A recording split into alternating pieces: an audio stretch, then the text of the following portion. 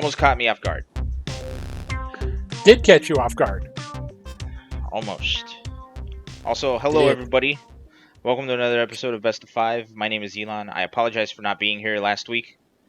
For as you know, Texas was under 6 inches of snow.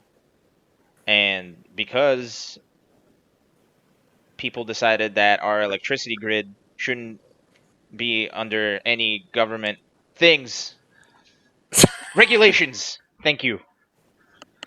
Government regulations. Thank you. We got it. We got it out there. My brain spat it out.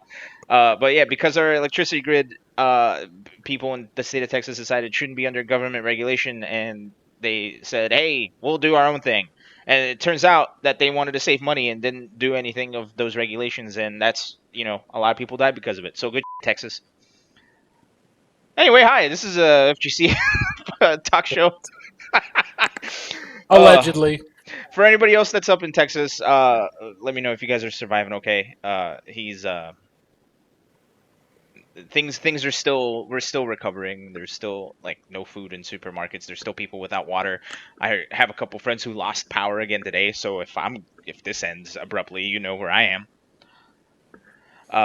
That means I'll have to take over the show. You will.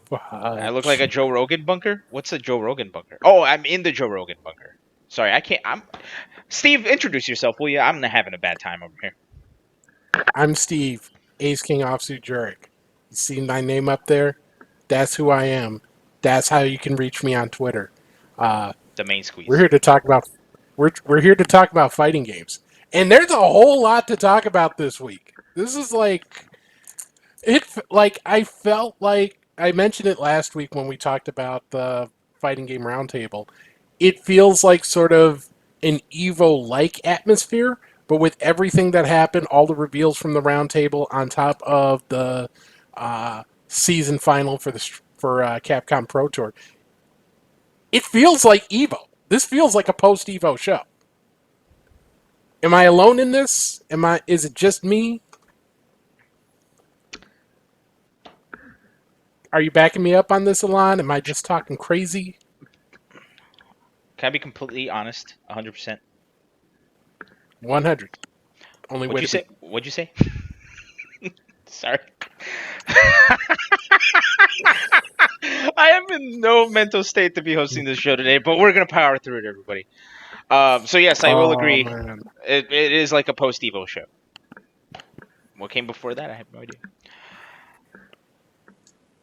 Anyway, Steve, before we get into everything, we had Capcom Cup, we had Guilty Gear, we had FGC Dev Roundtable, where there was more backpedaling than if you run the Tour de France backwards. Before we even get to all that, there's a what? There's a lot. Yeah, and before we get to all that, though, I'm going to introduce this one. I'm going to do at least one thing right today. Hit us with that recap, will you? Woo-hoo. He said it. All right. So, obviously, the big event that took place this weekend was the Capcom Pro Tour season final.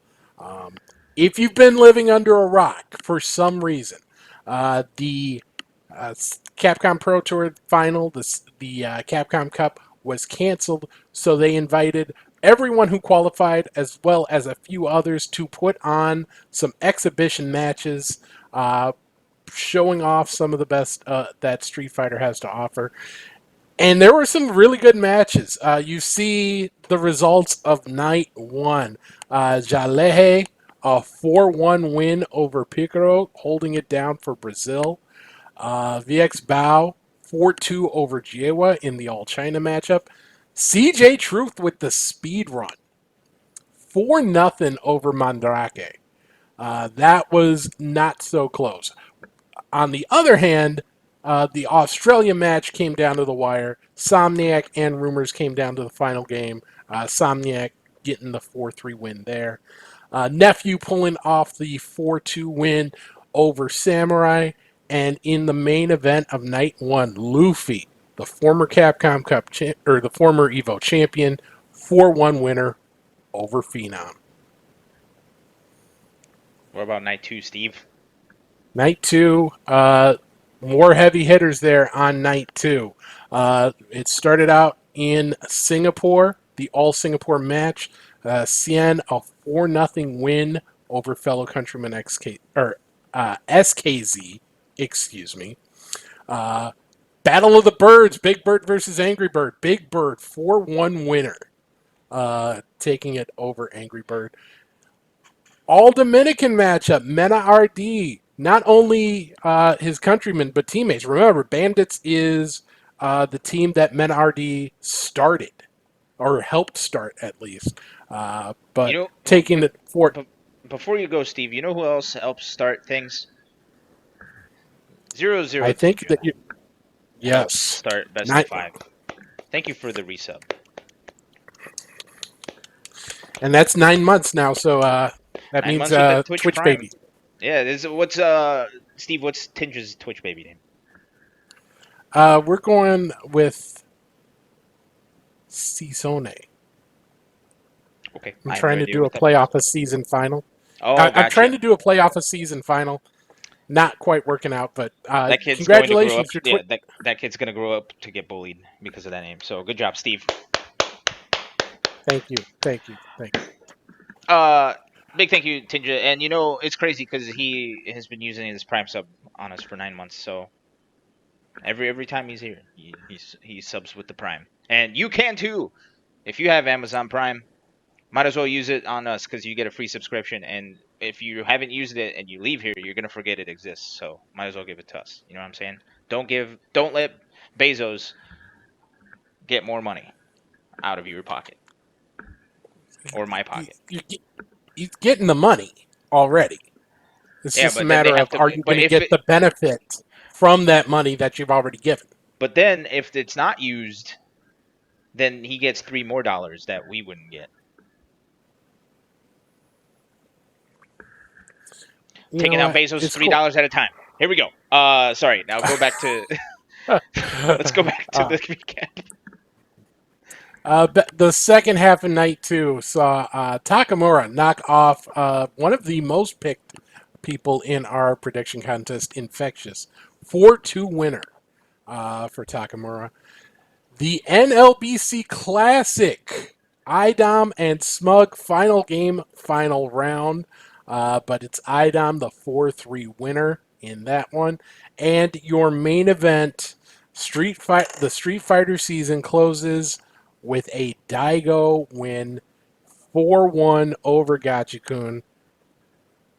I picked against Daigo with prep time. I deserve to lose. That's as Never, simple as that. never bet against Batman. I thought Daigo was washed up. Where are you at now, Daigo haters? I say that like I'm like a Daigo fanboy or something. I don't. uh, I got to see some of the exhibitions, man. The matches were good. Most of them were washes, but the ones that came close were pretty nail biting. I think I saw somebody co-streaming it was taking a shot everybody every time. Vicious, St. Cola, and Tasty Steve stood up from the desk when something exciting happened, and they were not doing well at the end of the stream. Let me tell you. That would be a. I hope they had nine. I hope they had the first 2 digits of 911 dialed out, and they just got to hit that button. Like, okay, 9-1. I I'll think they give it even one more match. It's here. It's here if I need it. I and just got to hit that button. honestly, if they took up that challenge, they probably already had a stomach pump installed in their house. Uh, that would have helped. But anyway, it's cool. And while we didn't get a lot of announcements at the Capcom Cup itself, we got it right before and right after. We finally got the Dan trailer. Lots of cool things happening. Not a whole lot. First, before we get into that, I've only been able to see a little bit. We had a COVID health scare here this past weekend. Everyone's okay, which is all that matters. But that was a little tricky to deal with, and some things kind of slid into the background. So I was able to watch the roundtable after the fact, and I've gotten through a couple of the Capcom Cup matches, or the season final matches. But I want to give some love to St. Cola. Hmm. That man has been on the grind all year. He and particularly him and Tubaware have been really, really on the grind about getting their commentary game up ever since everything started last year. Um, and it's great to see that rewarded. Great to see him at the end of the season on that big platform. So shout outs to him.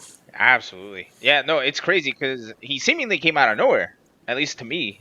But I also probably just missed it. But uh, yeah, like he all of a sudden he just started commentating some Capcom Pro Tour stuff, and now he's in the big stage, rocking it with the best of them, and he's doing great. He's so funny. I am a big fan of that dude. So big ups to him. I Because agree.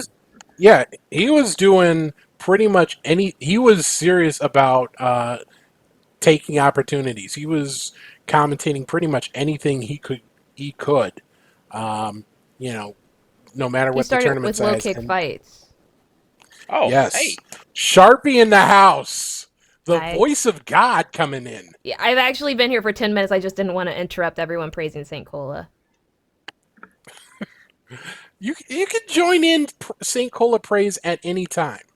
I am really sorry, stream. Anytime. My machine's been acting up lately, and for some reason, every single time I load it in, my program automatically closed, which is just par for the course for me. my brain's acting up, so it's okay. In any case, it is great to see the success, obviously, that Ryan's been going through, and it's always fantastic. I feel, especially when companies start building out of the community personally, right? Especially in this online platform that we kind of see ourselves in right now. And I feel like St. Cola is a fantastic example of that because he was one of the people out here literally grinding, not just online, but offline previously when events were happening. And like you said before, he wasn't seen in a lot of events. Tupperware is the exact same way. You know what I mean? Hmm. I'm sorry, Tupperware. But yeah, it's really, really fantastic to see companies reaching out to people now that have been actively out here on the online platforms, working hard and still maintaining the same drive that they had previously. Absolutely. Speaking of maintaining maintenance, Steve. While Yes, Capcom Cup was going on, you were maintaining a contest of some sort. I was. So we had a prediction contest, and I was going to challenge you two Yeah, because every year, I don't know, Alon, I know you probably know the lore, but Sharpie may not know the lore. We have done a prediction contest every year for Capcom Cup among the hosts, and and among the hosts, I have either won or tied for the win every single time. And I was set on defending my title, but unfortunately, neither of you were here. not enough So entrance. Yeah. I just had to take on the public. So I made this call. I made the call. Y'all gave me the power to run the show last week on my own, and I made some poor financial decisions. That's fine. Uh, so we ran a prediction contest. Whoever got the most right, uh, or a winner among one of the people who got the most right, would get a premium pass for Street Fighter V Season 5. Ooh. And if we take and if we take a look at the results, we actually had a tie. Oh no, Steve, what have you done? I would have been tied had I not bet against Daigo with prep time. It's my own fault. But Kurtakea and Blue each got 7 out of 12. Blue struggled on night 1, but got 5 out of the 6 right on night 2. Kurtakea got 3 out of 6 on night 1. They were one of 2 people who got half of the matches right on night 1. I was the other. Uh, so different paths to get to the title. They tied. So here's what's going to happen. We have 2 options, and I've got to discuss this with the 2 of them. They share One code. option. Yeah, well, we could do a little dodgy. One of them Okay. is we do the wheel of destiny. The other is we split the difference and give them both a character pass instead. Or we make a Discord channel with the both of them, and we put the code in there, and whoever gets it first wins. Ooh. See Or that's a lot of work for I me. I have a fourth thing. Or this is a very special it's Sharpie gets a game pass for one of them and Steve gets the game pass for the other. Or we can treat it exactly like they treated Capcom Cup. No prizes. Where we just say no prize. That's just cruel. That's just cruel. All right. Mine. I like mine.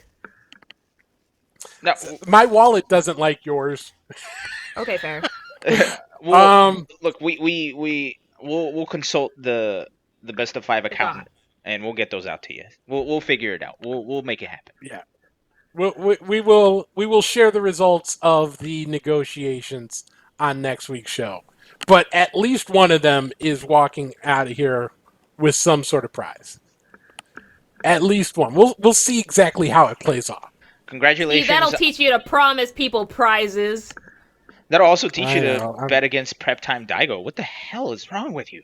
I don't know, man. The thing with the prizes is I felt like I had to step up because I haven't seen Salty Claus in well over a year. Salty Claus had to shut down the factory, man. It's COVID. Can't let the elves get that COVID. And plus, I think they're running on a delay-based calendar this year.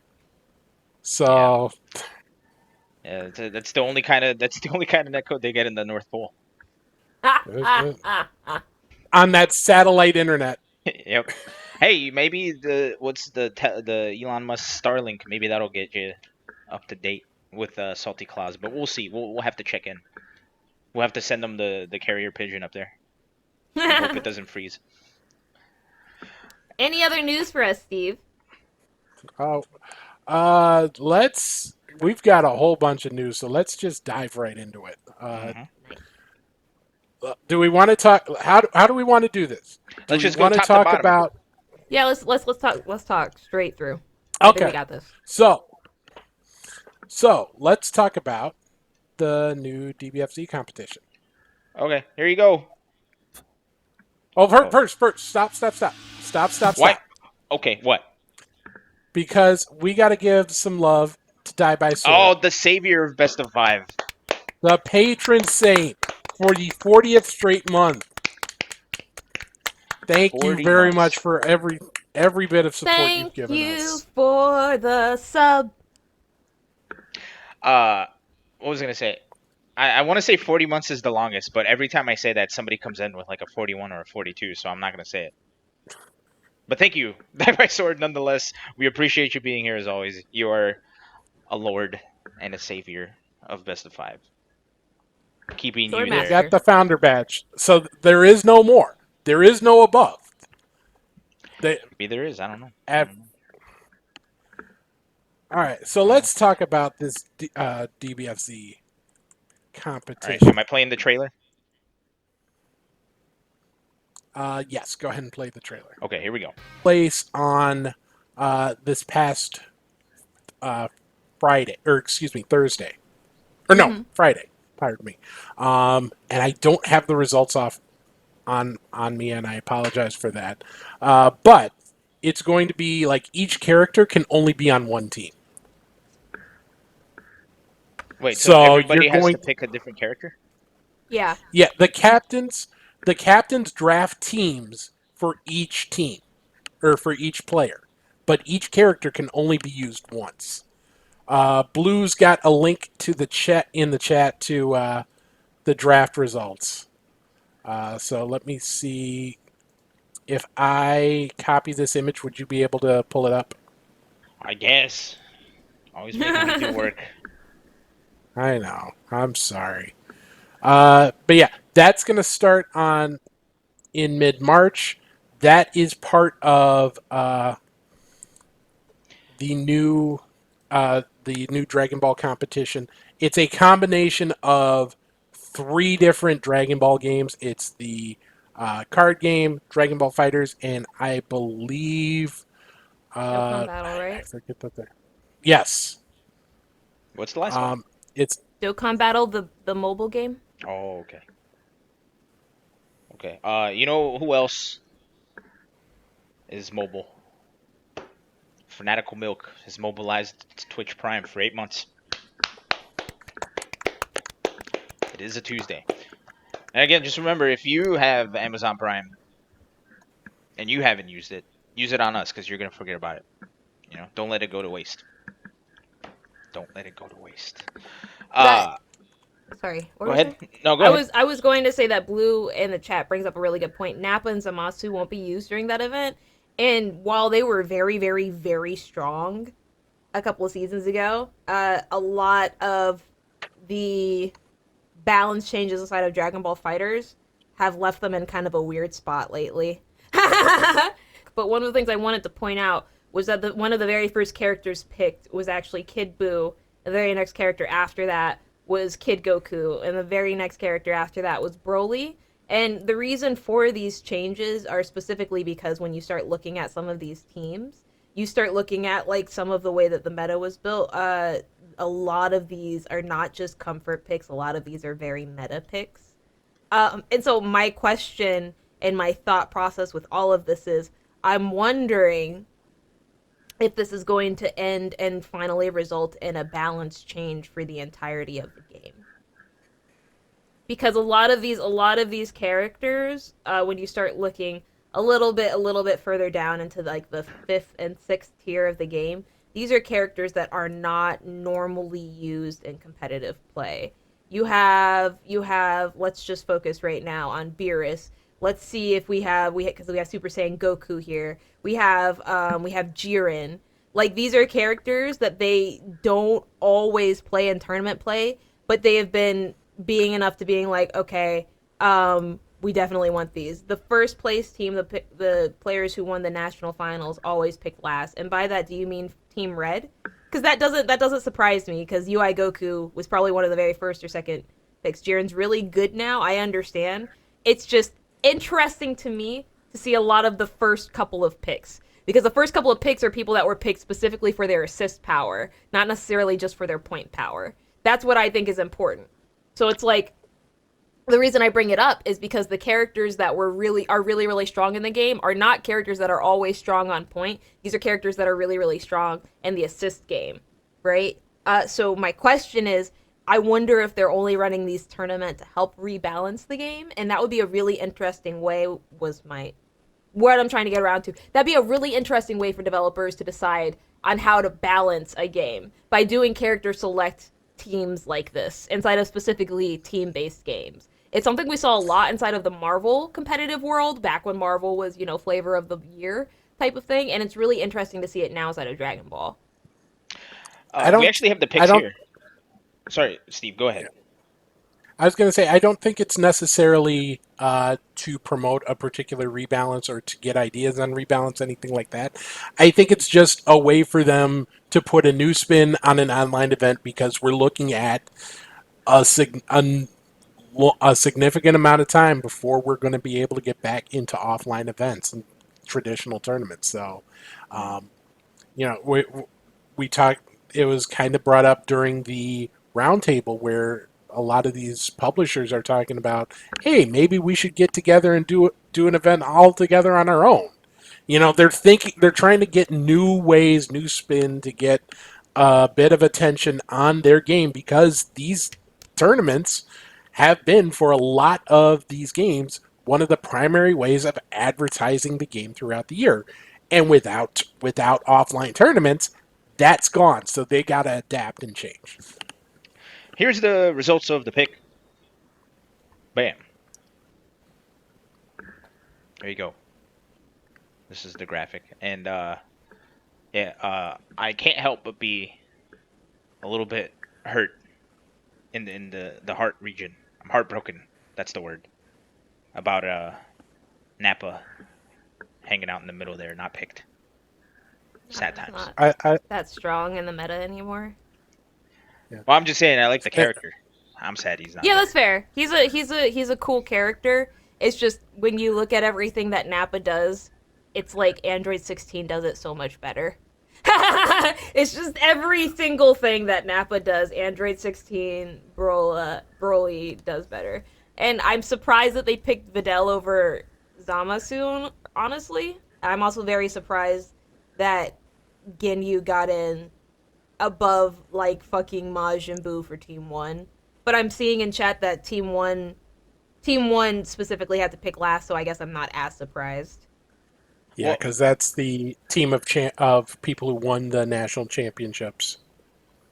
man, when I played Dragon Ball FighterZ, I played Ginyu specifically to body switch people Mm. and then see them rage quit. And I gotta tell you, I had a blast the first couple of months. It was great. Well, Ginyu's not trash now. Like, what's interesting to me is that Orange didn't pick Ginyu because they have a couple of people on their team who are very famous Ginyu players, most notably Double L, uh, who is really, really good with Ginyu. But I mean, I think the real tea comes around when we start looking at the green team or the second team there, and we start noticing, first of all, they got Baby and Kid Goku and Base Vegeta, and that team's kind of busted. Like that team's actually hella busted. But I mean, fourth team got UI Goku, so the game's kind of over. It's just there's a lot more synergy. There's a lot more synergy inside of I feel second team and third team than any other team here when you look at the list of players and the list of characters that they have. When you look at the list of characters, third team is the strongest when it comes to what they can build their team around. Second team is the strongest in terms of when you look at both the players and the amount of tools that they have inside of their kits. First and fourth team are exclusively strong because of the players that they have, which is kind of interesting to me. Because didn't fourth player, y'all said that fourth team got like first round picks? Yeah. Damn, that's rough. That's hella rough. I am a big fan of experimentation, so I gotta say I'm super happy to see them trying a new format. Mm. I can't wait to see what comes out of this, especially because like I feel like team tournaments in FGC things are always so interesting. Like for example, let's take a look at Street. We can even bring up Street Fighter League and Point how please. how you have certain players who wind up shining in the team format more so than they do in the individual tournament. So I can't wait to see that for something like Dragon Ball Z, Dragon Ball Yeah. FighterZ. And that starts on March 6th, Saturday, March 6th. It's as just to clarify, it's DBFZ, the Dragon Ball Super card game, and Dragon Ball Legends. Those three games Oh, part it's of the Dragon Ball Dragon Ball Games Legends, not battle. Dokkan Battle. Right. So Okay. that's all part of the Dragon Ball Games battle hour. So sort of similar to the Pokemon National Championships, where you've got a few different games from that franchise, different genre or different types of games, all under one umbrella. So that's Absolutely. something to look forward to. We did forget about one announcement that happened, well, surrounding the CPT. And I guess this is how we're going to segue into the other thing, is this was first announced at the developers roundtable, but then it was just, in good old Capcom stream fashion, played about 8,000 times too many during the Capcom Cup. And that is this little trailer right here. I legit can't believe it.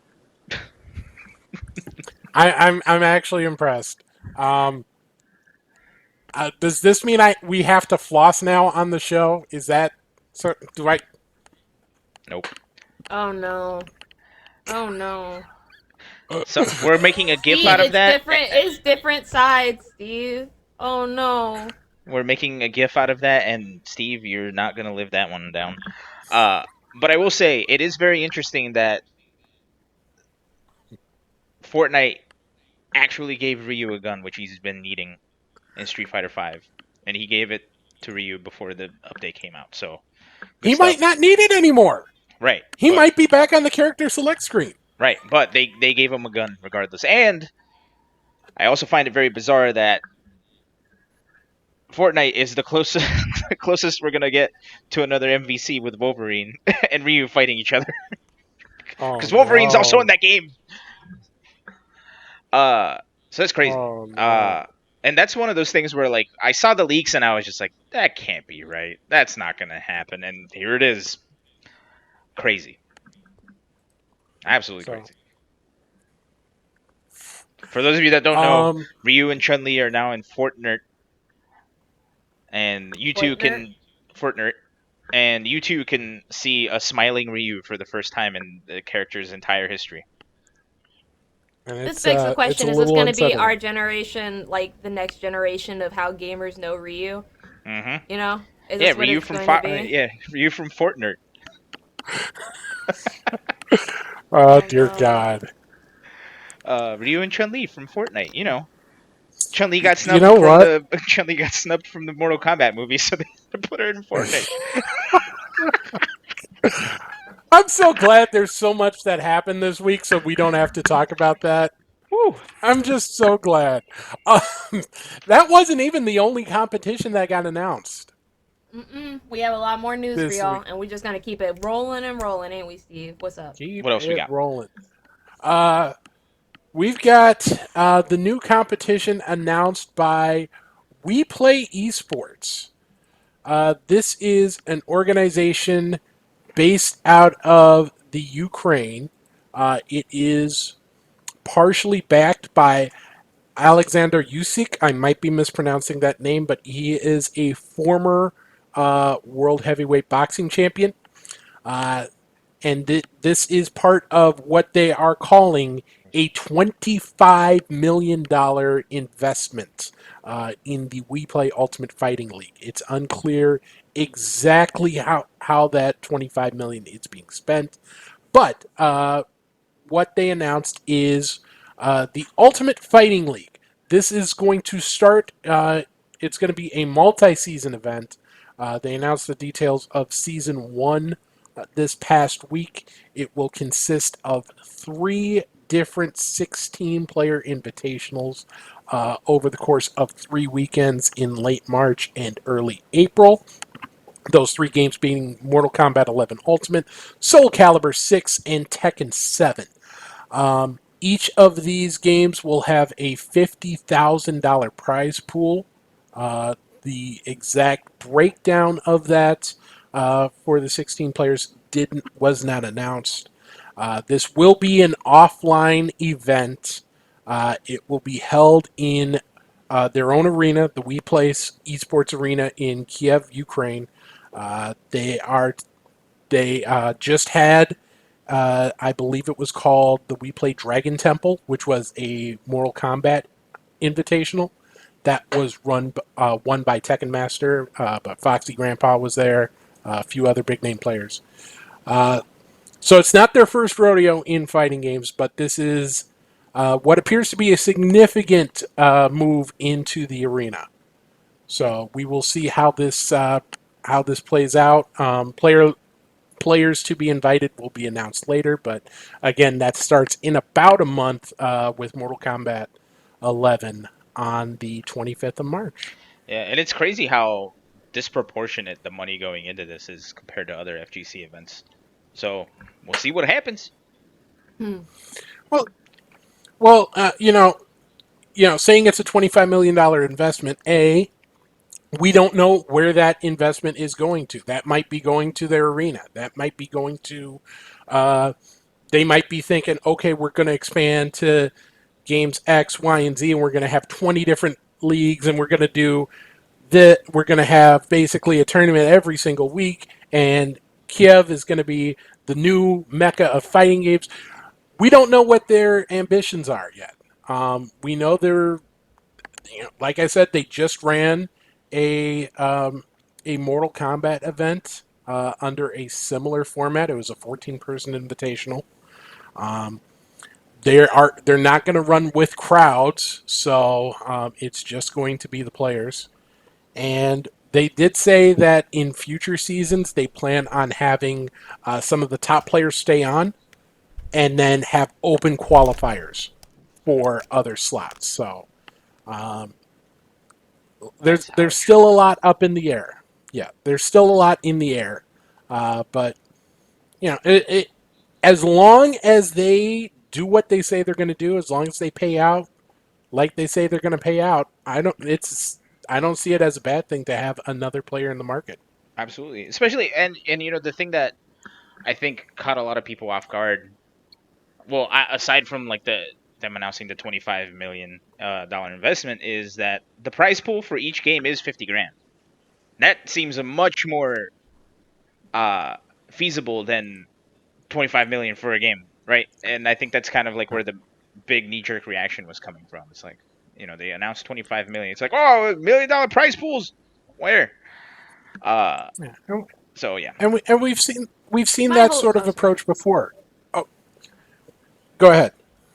I was going to say my concern is how it's going to be marketed, I guess, because we've seen events with large prize pools. Not obviously this large of a prize pool before, but we've seen events with very large prize pools fall to the foregrounds in terms of the fighting game community about how accessible they're going to be for people inside of the community, even if they are only invitationals type of thing where people can go to view it, where people can go to access it, and things like that. My concern is that it's not necessarily going to be like I look at the money, I look at where they are, and I look at what games they're going to run, and my question is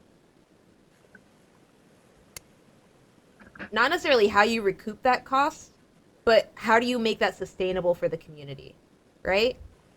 That's a the amount of money they're putting in, they're expecting a big ask back from it. I would I would expect. And I guess my question is what type of ask are they asking from the community when they put that much in? Right? Especially if it's an invitational only. Are they asking for it back in viewership? Are they asking it for it back in terms of support for future endeavors? Are they asking for, some type of brand loyalty from the fighting game community for having this game, even though it's their second event that they've ran? Right? That's kind of where I am with it. And it's like that those are the questions that I would have as a consumer or someone that wanted to support the event is like, where actually is it all going? And an example I want to bring up is this is gonna be a weird example, but y'all remember Avid? Hmm. They were. I'm not saying this to like leave bad taste in people's mouths, Steve. I saw your expression. I know. No, Avid was a weird one because it was Avid sort was of a like weird one. I understand. My whole thing is this has been done with events before where they come in saying we're going to drop all of this, we're going to put all this money back into it. And it's like I'm super excited for it. I'm super excited for the opportunity to do this, and I'm super excited for y'all to come into our community and help us out. But also, what are you actually putting into our community, and are you just expecting us to give you our support because of the amount of money you're putting into pockets? Right? Because Avid was a special case. You're right. As soon as people understood what they were about, they were no longer about it, right? And I get that. I get that. Avid, for people who don't know specifically, they were a company that helped support two large events whose names I will not state right now because I don't want to put them on blast. But they helped support two very large events inside of the fighting game community. And there was a very notable tournament organizer that went on to go work with them. After they came out, and the tournament organizer realized that their business was not sustainable. The tournament organizer left and stated, "I'm no longer about what this company's about anymore," so on and so forth, right? But they were able to help support two very, very, very, very large events inside of the community at the time, right? And everybody was drinking the Kool-Aid, right?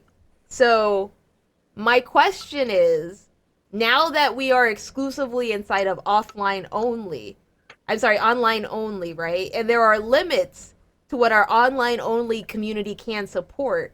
What exactly are they asking in return for these prize pools, right? Do you feel me? Does that make sense? I kind of feel you. Avid was weird because it was almost like a reverse scam.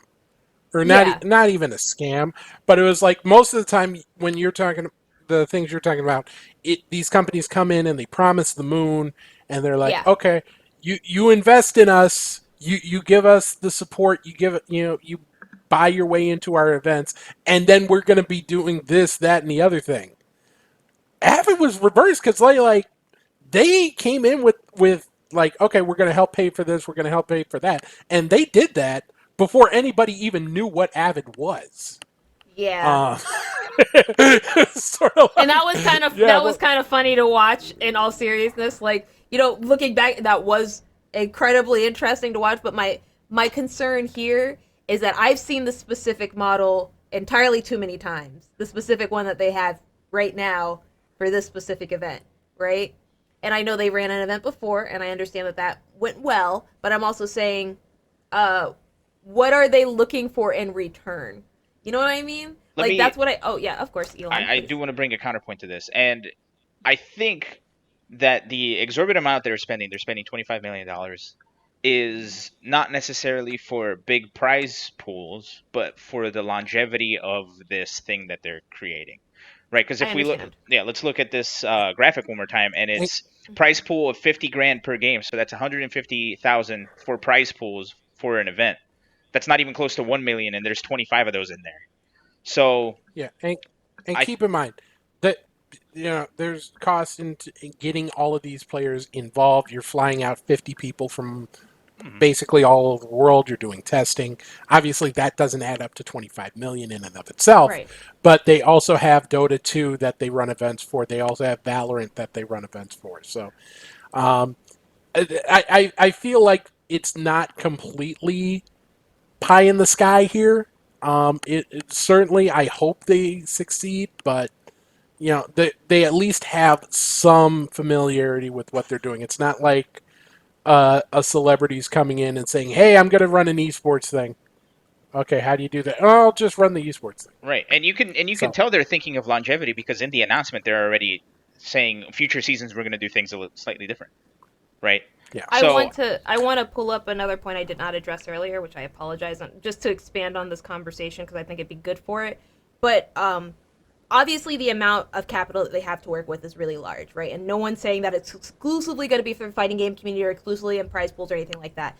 My question is, do both of you believe that this will actually help establish a standard of pay when it comes to dealing with events inside of the fighting game community, right? Because we already have a very long history of not necessarily paying our volunteers, not necessarily paying organizers and event runners and everything like that, or even commentators and players, right? Do you feel that now with something like this being entered into the pool, we're one step closer to establishing a transparent and open dynamic as to, hey, here's what you want if you want to run this, this, and this? And that's my question, and I already know my answer. My answer is I see Blue saying probably not. I agree with that. I don't think it'll change any of that. My question is, what do y'all think?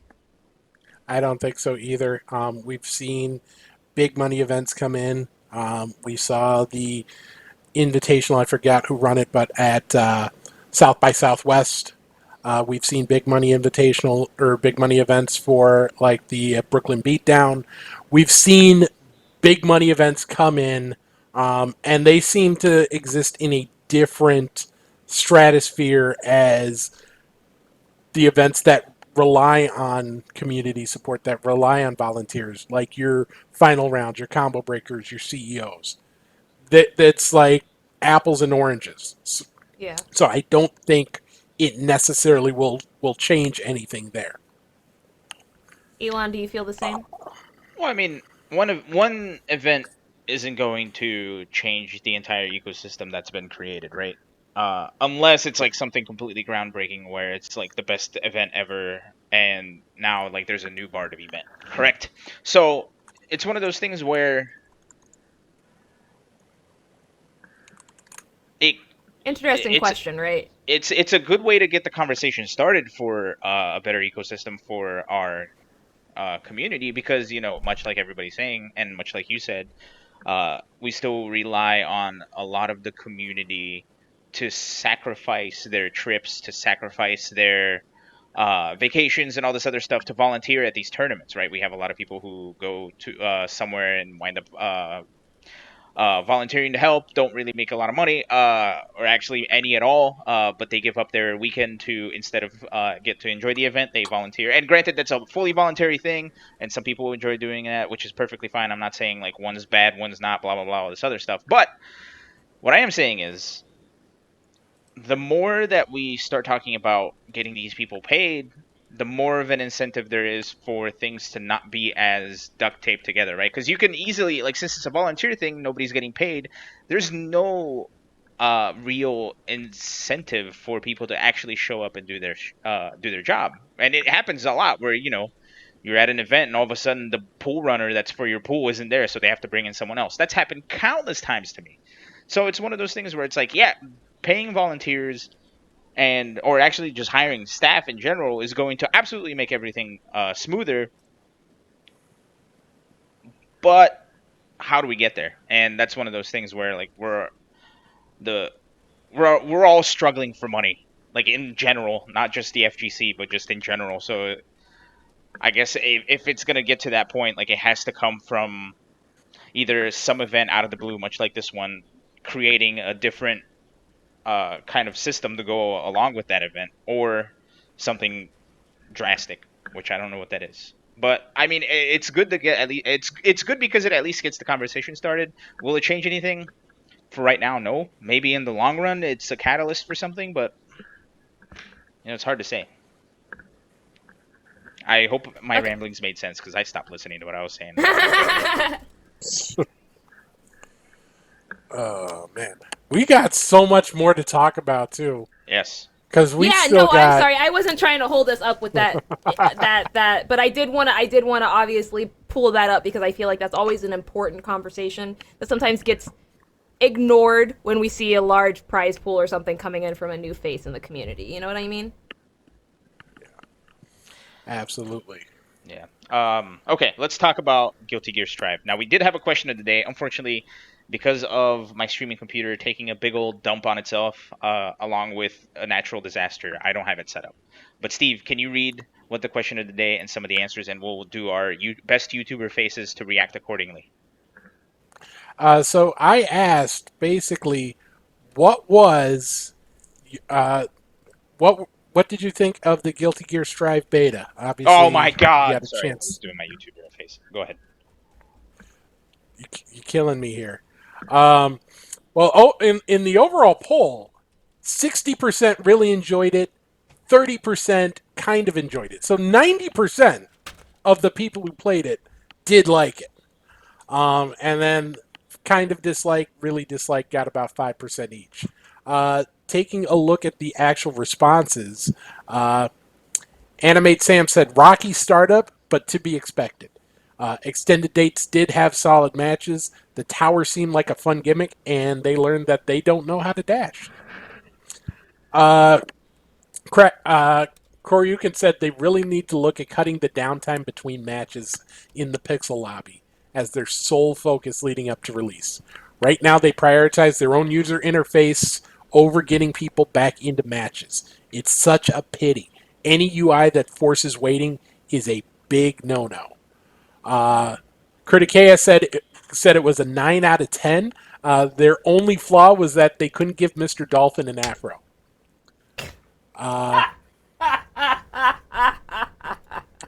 Somebody Foil was glad that there's two things that everyone seems to be in agreement with: the great netcode and the terrible lobbies. And Bullet for my elf said graphics are nice, gameplay is meh, and barely Guilty Gear, so not really feeling it. Damage is insane, so tone it down. Netcode is great though, and I maybe could ignore their personal problems with the whole game design in favor of it if they never had to interact with such insufferable lobbies. Now, because of my health issue or my COVID issues, or almost COVID issues, I did not get a chance to play the beta. Alon, I know you did. Sharpie, did you get a chance to play? I did, as a matter of fact, yes. What did you two think about it? Sharpie, do you want to go first? Of course, yeah, sure. Actually, I have quite a few thoughts, and I've been very specifically quiet about them because I wanted to show them off on the podcast. So yeah. So I actually played the beta. I did not get to play it immediately on launch because I have not pre-ordered the game. Shortly after I played the beta, when it was open, starting on, I think it was like Friday was when they just first did it. I started playing it on Saturday. But I actually really enjoyed the beta. All the connections that I had were very, very acceptable. And I always put netcode first and foremost before anything else when I play games, which is why I play games like Skullgirls, Punch Planet, Them's Fighting Herds, even Tough Love Arena. All the games that I play, very good netcode is a must for me in order to play it. And while I was enjoying the game, I actually felt like I was playing almost in offline conditions. It was very, very, very, very good. I actually played Ramthal, as everyone knows, because she's the queen. Actually, as a matter of fact, if y'all can wait one moment, I actually have a very special Oh guest no, she's not gonna get the thing. to go ahead and talk about the game. We're just gonna bring her over here real quick. Sorry. She's gonna bring out the thing. So y'all, I felt while I was playing the game a special type of friendship that I haven't felt for a very long time when I was playing Guilty Gear. And this friendship I felt brought me closer to people that I am very, very, very close to, you know? And it made me feel like I was welcome once again inside of the anime fighting game community at large. And I just want to thank Arc System Games for making such a beautiful beta and for making it so that there is a home for every one of us inside of this community. You have anything else to say, babe? What? Wait, Where are you putting your hands? Where are you? You have anything else to say, babe? She also says Potemkin. So. Oh my god. Y'all, Those are my thoughts on the beta. In all seriousness, y'all, it's great. It was very, very good. I definitely have to give it the Sharpie seal of approval. And I'm very excited to see how much they nerf Potemkin in later builds. Agreed. oh my Thank goodness. Y'all are just really testing the limits of my editing skills tonight. For those of you listening to the podcast, let me explain what has happened. And that is that Sharpie went off screen to pick up what is commonly known as a waifu pillow. Excuse me. It's a Dakimakura. She is. Thank you. Thank you, Steve. Whatever Steve said of somebody that looks like Ramlethal. So that is what happened, and Steve and I both slapped our foreheads with our palm, like we face palmed, the hardest I've ever seen. It was great. If I could just also take one more moment to say something before I am very rudely ignored. I just want to remind everyone to support FGC, and what that means is going to shunao.myshopify.com, myshopify.com. That's shunao.myshopify.com to go ahead and pick up your own fighting game related merchandise. Just support FGC, y'all. Yeah. Also, wait, did you just say before you were rudely ignored? Are we ignoring you? You're ignoring my waifu. Well, yeah, that is true. Anyway, in true ignoring fashion, my turn to speak. Sorry. I'm joking, of course. But, so here's what happened. Monday, Tuesday, couldn't do anything, right? Because Texas was being Texas.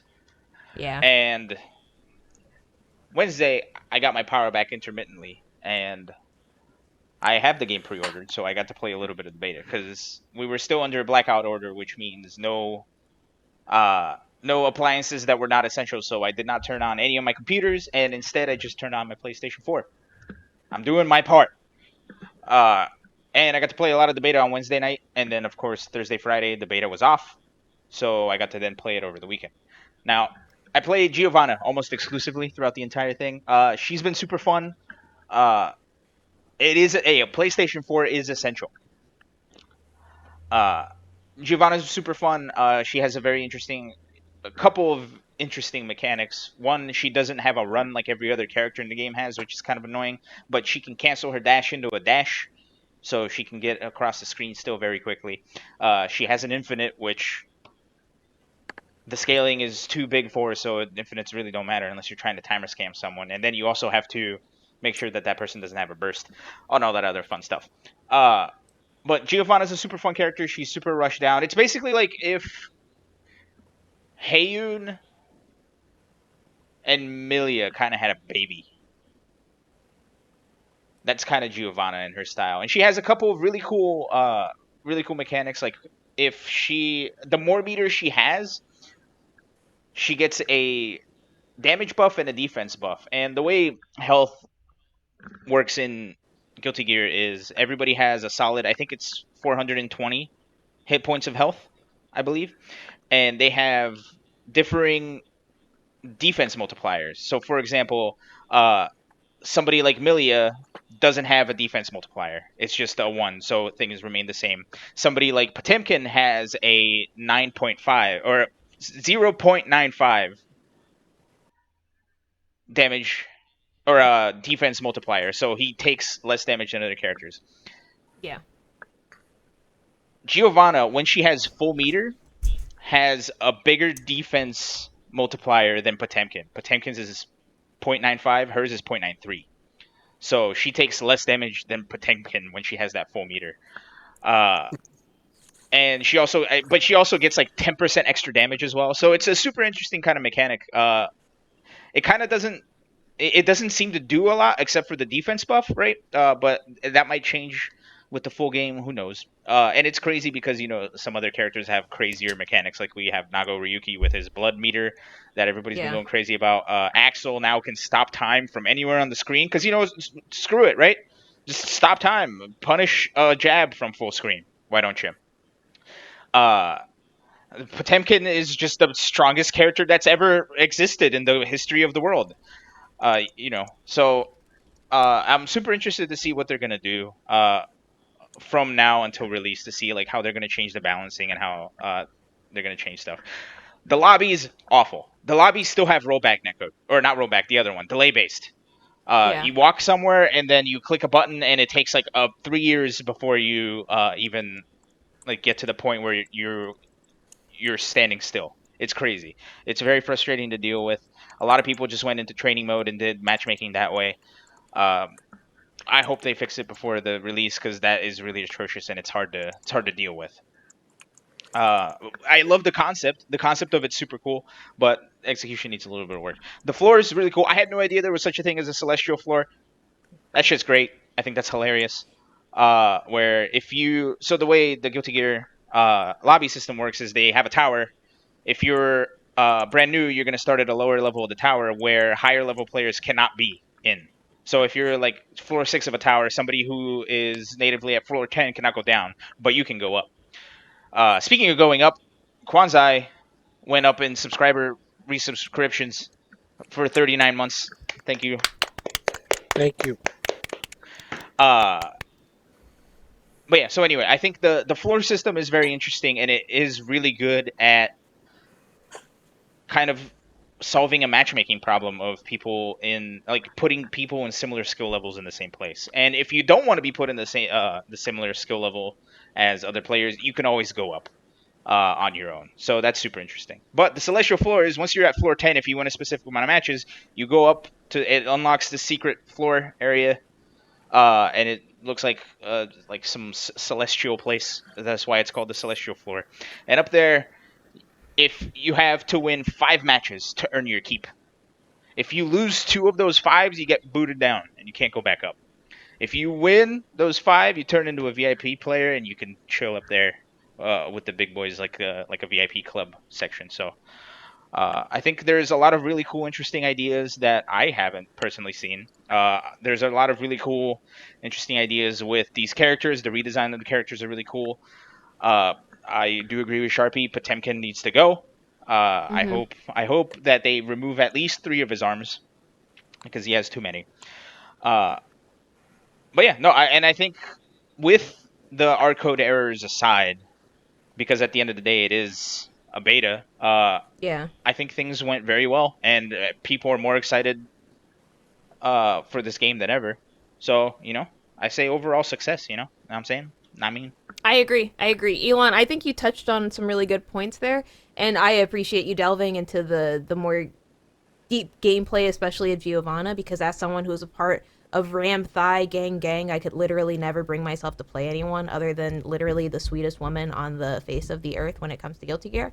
But what I will state is that what I did see from a lot of Giovanna players is I don't know, maybe it's just me. I didn't get the impression that that character was going to have that same feel when the game actually comes out. She didn't 100% feel finished to me. I agree. You know what I mean?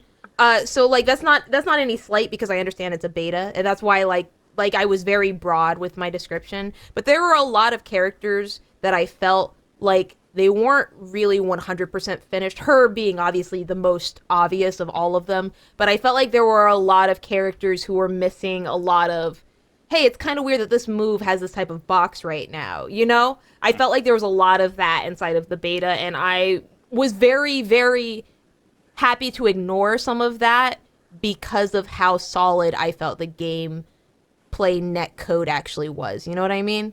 Ignoring completely the lobby net code, because I know that's going to be worked. I know that is, there's 100%, there's no way that lobby net code gets into the finished game. While you say that, I do feel like I have a lot of pie on my face regarding one thing about this game, and that's the UI. Yes. Remember when they first showed the UI? I was like, that's placeholder. It's going to change. It hasn't changed. That was wrong. I got pie on my face. I apologize. Yeah. I'm hurt. But here's the other thing, too. And I use this as a measure of how good netcode is. The person who introduced me to Guilty Gear is a good friend of mine who lives up in Oregon.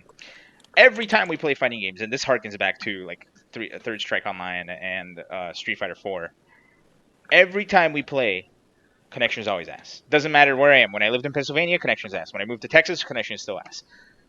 We started playing rollback games. It's like, whoa, we can actually play online? It's crazy. So that playing him is my measure of a good netcode. And we played for like 6 hours straight. So no problems. Yeah. So good to the Guilty Gear and their rollbackiness, the GGPO. Welcome the rest of the FGC to rollback land. And yeah, there's a lot of tweaking that needs to happen, both in balance and in UI and other experiences. One thing, actually, since you're talking about some of the things that aren't finished, one of the things that I think bothered me the most about playing Giovanna is she has a move that gets through fireballs. Yeah. Right? It's great. Yeah. It's meant to do that. But the startup of the move is so bad that I can input the move, be on startup, Kai can react to the startup of the move, throw a fireball, and it'll hit me before the move comes out.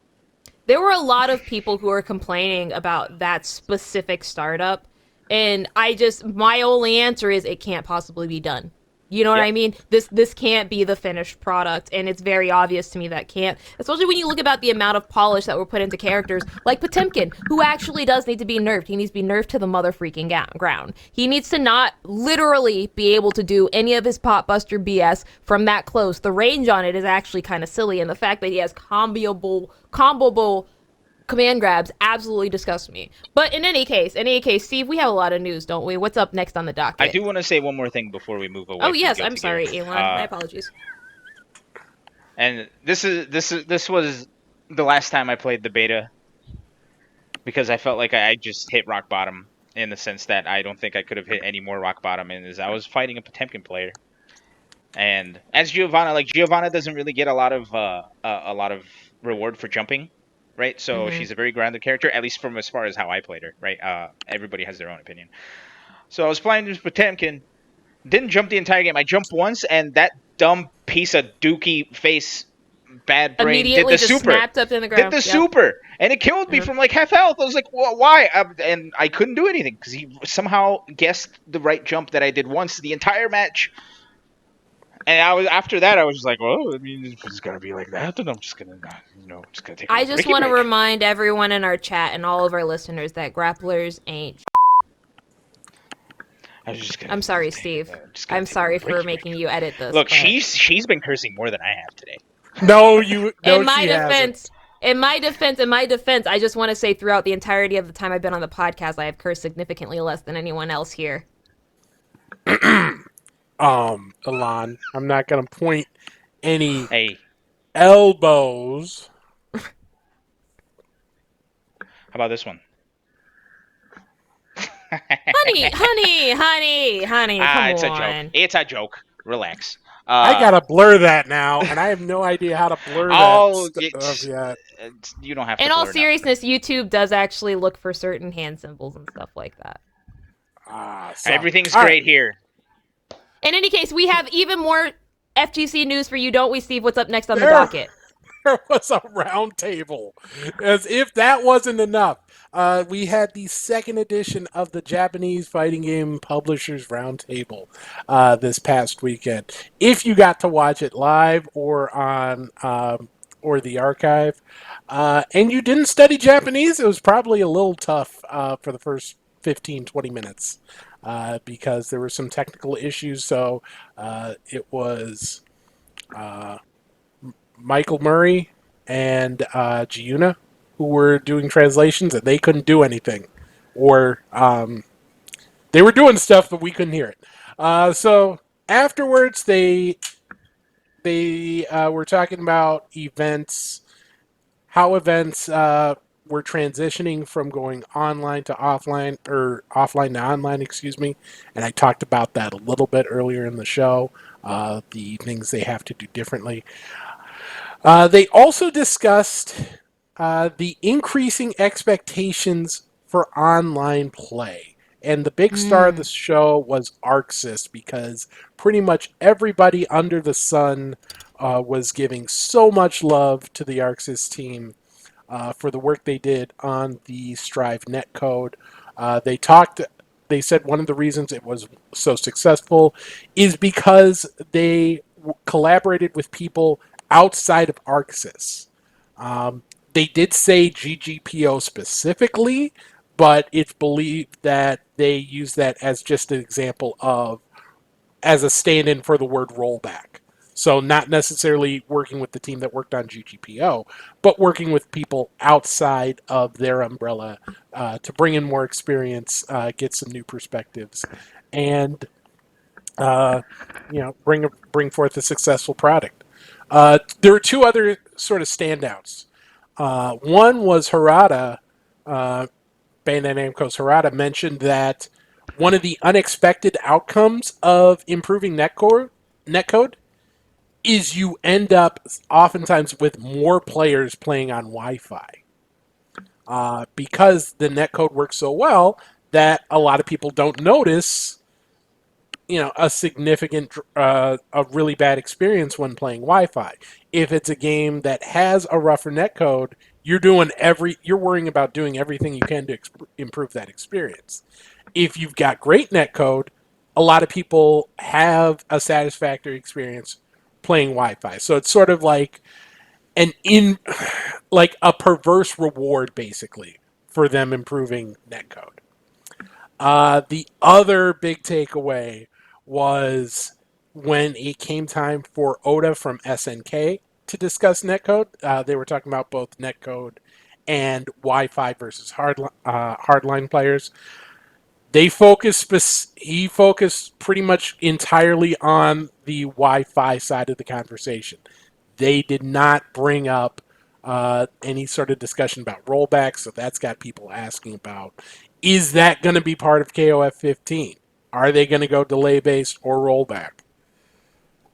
I said it last week. I think now that's sort of a minimum expectation is rollback netcode. If you don't have that for a large number of people in your potential audience, that's going to be a non-starter. So hopefully they're able to announce that, yeah, we're doing rollback netcode for KOF 15, but we shall see. Yeah, and that's why I said earlier in the show, as soon as I find where's the button, there it is. That we saw more backpedaling than if you were to play the Tour de France backwards. With that exchange, that was crazy. That's when I tuned in too. It was wild. Yeah. It was wild. But were you about to say something, Steve? You looked like you wanted to say something. I said, you know what else is wild? What is wild? the number of reveals we have to get through in like Yes. 15 minutes. I was about to say. Here we go. Everybody. We're about to go into lightning round. Before we do that, I just want to state that some hot, brand new news just came out, and I'm just going to say this really quickly. But Granblue Versus actually just announced that they're coming out with a new patch. They've updated their patch notes. There's going to be new quests, new weapons inside of the RPG mode. And they also announced that there is actually going to be new rewards as well as new sound effects. There's going to be replays inside of the games, and you're also going to be looking at a bunch of new actual trophies, and it looks like they're changing some playable options inside of the game. I did just want to announce that because unfortunately they literally just announced it. I just got a notification on the phone. That's why I keep looking down. And I apologize, everybody, for the briefness that we have to do it, but we do have a lot of news to cover. Yep, so, Steve, I'll hand it off to you. Good stuff on them for announcing something during our show instead of after our show. Appreciate it. Hecka appreciate it. And y'all, I'm plugged in right now because I'm expecting more updates from another company while we are live. It sounds like Skullgirls might be announcing something very soon. We'll see. I have a little bit more to announce about it, but we will keep it going, won't we, Steve? All right. We will. Let's start ready? with... We're about to start. All right, this is going to be the speedrunner speedruns. Everybody start your clocks. We're going to go for a WR pace, the PBWR right now. Here we go. Go for it, Steve. Let's take a look at the new teaser for Tekken 7's newest character. Go. I'm going to skip it because we're PBWRing. Whoa, is that Poland? That looks very Polish. Prime Minister. That sounds like... Whoa, early spring. Isn't that now? That is literally now. So, that is, yes, new character coming. Prime Minister of Poland is going to be in this tournament because they ain't got nothing else to do. A full character reveal is coming at the end of the King of the Hill series. There will be a full character trailer and all of that good stuff. So, Poland getting some representation in the game. Yeah, next, let's go to the SNK stuff. SNK announced a bunch of stuff. Here it is. We got a couple trailers to play. I'm going to skip this. Oh, it's Kyo. He's finally back. That one was actually from earlier in the week. So this was not part of the... this is what they announced on Wednesday after Steve's show. I was going to say R, but I wasn't here.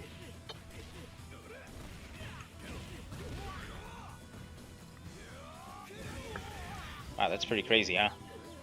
Yeah.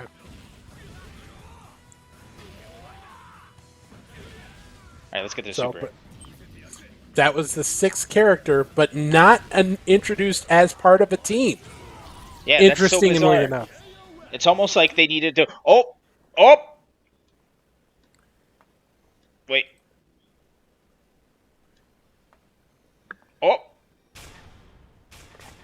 Oh, there's Team Sacred Treasure making it back for the first time since the late 90s, early 2000s. Thank God. Oh, my God. Yes. Yeah, Chizuru's back for the first time in, what, like 20 years?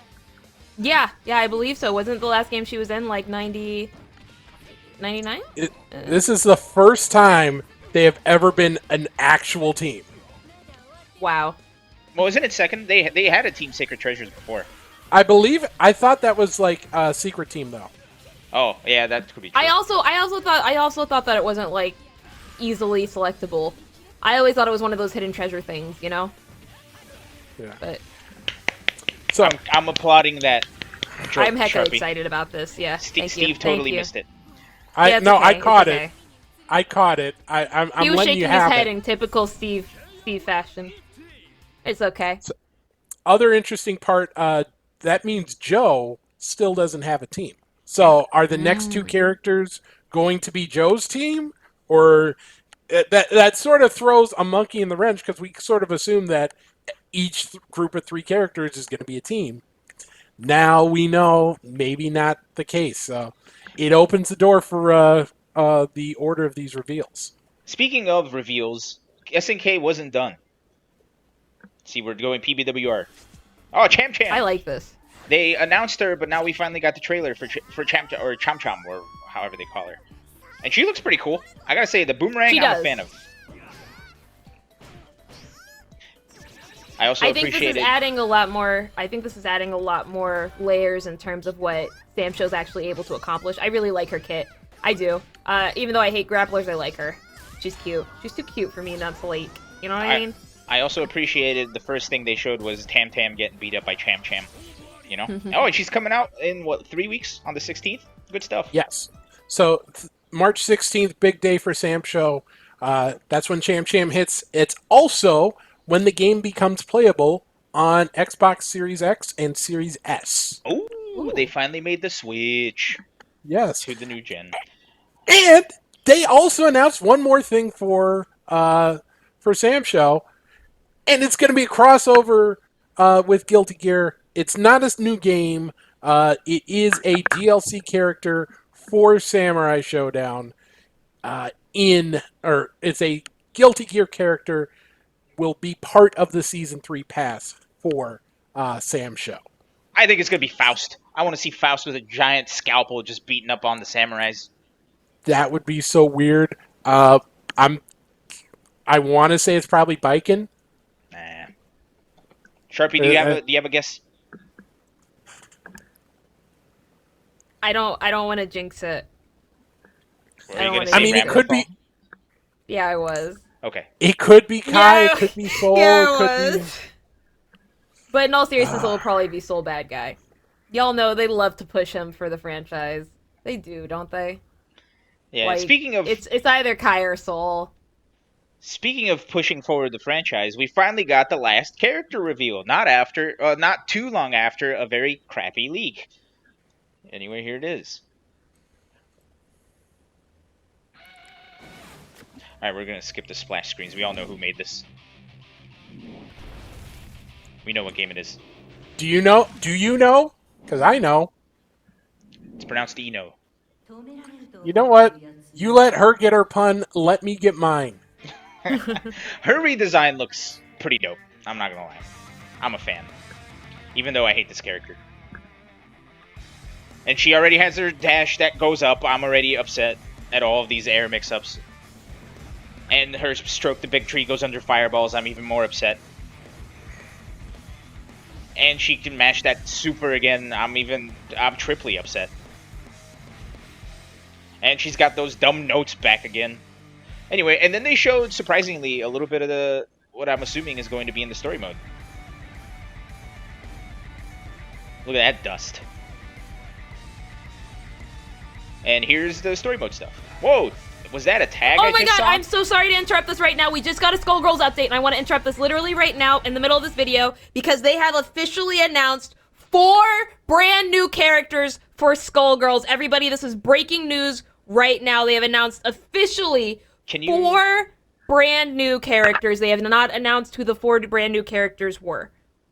Oh, can you put the tweet or that they announced it in the chat so I can pull it up? All right, let's watch the end of this. Let's watch the end of this Eno trailer. We're gonna watch the end of this Eno trailer, then we're gonna get to the Skullgirl stuff. Remember, PBWR. Here it is. Look at this. 2 versus 1 story mode shenanigans, and then that. I'm assuming that's an insta kill, right? And that's the first time they've shown an insta kill in this game. Crazy times. Oh, Steve, can you put that in the VMix stuff? Oh, sure. That is done. All right. And there you are. Was that all we got from the... No, there was something from Fexel. Oh, yeah. I unfortunately don't have the trailer here, but... I thought I threw it in the drive. I did not get it. I apologize. However, Fexel announced a new version of Fexel. It's called Fexel. Well, actually, they saw that Street Fighter V did something with V-Shift, right, where it's a backdash. Well, Fexel said, hold my beer, and now they have Fexel another dash. They have new... Holy crap, this is not working. Sorry. Go ahead, Steve. I'm trying to do this. So this is not an update. This is a new version of the game. It is another dash. They've got basically some universal mechanics, EX dash, EX illusion. They are going to... it appears that they're going to replace the Gojis. So instead of certain characters having access to certain tools, they're going to be universal tools. They did say that they're going to launch with delay netcode, but hope to implement what they call best of both games netcode, Mm. i.e. rollback later in the game cycle. They did say that they're aiming to have that out on April 1st, but if not, they will have more information on April 1st. Okay. Wait a minute. Sorry, And I'm then, up the Skullgirls thing. yeah. Alrighty, so what's going on here? I actually have to give you a new update because it was just reposted. Looks like they deleted the first one and they just reposted it very quickly. It looks like the exact tweet reads, 2021 is going to be big for Skullgirls. We're excited to announce, the Season 1 pass for Skullgirls Second Encore, which will include 4 brand new characters, all of which will also be inside of mobile. The big reveal here is that Annie, which was the DLC announced originally, who is currently playable inside of Skullgirls Mobile, we have an official date for her coming out. It is going to be early March. This could mean literally we could have Annie inside of Skullgirls Second Encore as early as literally next week. The secondary note, I'm sorry. So Blue has a link in the Steam page for that. It's going to be early access in March and then full release in May for PlayStation. But if you have early access on Steam, you can get Annie in March. And you can get the Soundstage 17 stage as well. Whoa. Yeah. So in addition, they've not announced who these new characters are, but the fact that they are announcing 4 brand new DLC characters is very, very, very, very important. As you all can see, they have literally. This is kind of crazy. This is literally kind of crazy. They're not just announcing that it's inside of the fighting game, but it's also going to be inside of the mobile game. Now, as everyone knows, Skullgirls is a very special game. It's one of the only fighting games currently out right now that has links inside of both the mobile version of it and inside the Second Encore. One Hidden Variable has been very, very, very open and very, very honest about the fact that every bit of success that comes into the mobile game will directly support the Second Encore version of the game. I'm going to be honest with y'all. I know we're out of time. I'm actually about to start my own stream, and I would highly recommend coming over to twitch.tv/thepurplesharpie if you'd like to hear more about this update, which unfortunately I don't have time to cover here. I'm trying really hard not to freak out, y'all. This is a big deal. This is a really big deal. Yeah. My God. Is this the first time that there's been like a season pass for Skullgirls? This is the very first time there's ever been a season pass ever for Skullgirls, and that is because this is the very first time Skullgirls has been 100% considered complete. When the game was coming out previously, the game was actually still in production. So before this point, literally the whole reason it's called Second Encores. That is the official 1.0 release of the game. Everything before that was just it leading up to and considered DLC, and that was the official, the game is done. We're not touching it anymore. This is the last balance patch type of thing. That was the copy that people got when they bought their hard copy versions for the very first time. That was the kind that came out on Nintendo Switch. That is considered the official version of Skullgirls. So this is a really big deal because it's also, once again, one of the very first times that Skullgirls will have an entire, you purchase this right now, you get all the DLC coming through it as well, which is a fantastic business model, and I'm really looking forward to see how they're going to determine who these characters are and what additional will be announced. And I would appreciate it if everybody uses hashtag Sharpie for Roxy on Twitter to see if I can get the voice acting role of Roxy for DLC. I thought Second Encore was just another take on that joke that they use in the game, the Count Basie joke. Because Count Basie had a tune called April in Paris, and every time they would finish the song, Count Basie would go, play it again, and then they would play the ending again, and then he'd go, one more once. That's why they say one more once a lot in Skullgirls. No, I know there are a lot of like inside jokes and everything like that, but it's more specifically inside the Skullgirls community. Second Encore is used to designate the finished version of Skullgirls, the fighting game. Basically, like there's vanilla Skullgirls, there's Skullgirls SDE, which are all different versions depending on like how far back in Skullgirls history you're going. But the finished version is Skullgirls Second Encore. Oh, okay, kind of like how the Second Encore is the last encore for a concert. I get it now. I put things together in my brain. You know what else? Play Skullgirls. You know what else put things together in my brain is how we managed to PBWR all these announcements, and we have reached the conclusion of today's episode of the Best of 5. Good job, everybody. All right, I have been Elon, or at least some semblance of Elon. My brain is not all there, so I do apologize for today's show, but we'll be better next week. I have been joined, as always, by the cohorts, the Steve, the main squeeze, Ace King, Offsuit Jerk. Steve, take a bow. Thank you. Yeah, Thank this you. is our second encore for today. And the lovely, now super excited, the Purple Sharpie. Put me in Skullgirls!